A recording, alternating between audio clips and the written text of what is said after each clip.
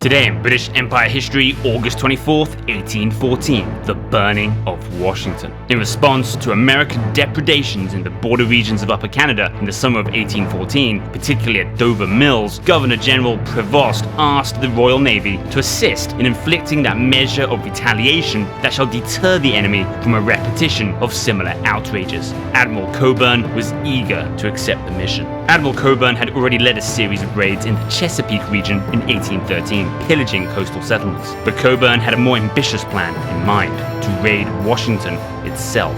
Cockburn and Major General Ross landed in Maryland with a force of less than 5,000 Marines, sailors, and British soldiers, veterans from the wars in Europe and France. The scheme was risky. They could be encircled on the march over land, but the Americans were not ready. The British met a much larger force of hastily assembled American militia at Bladensburg. A determined assault put the Americans to flight. After seeing his men dispersed, President Madison fled. No force now remained to protect the capital. Ross and Cockburn entered Washington triumphantly, though a hidden sniper took a shot at General Ross and killed his horse. They enjoyed a fine meal at the White House, took some souvenirs, and then ordered it burned down. Other civic buildings across the city met a similar fate before the British withdrew the next day. The scheme had been a great success, bringing the war to the Americans in the most visceral way possible. Attempts to follow up a couple of weeks later with an attack on Baltimore failed. Nonetheless, the British had demonstrated the vulnerability of the great American coast. Peace was signed several months later.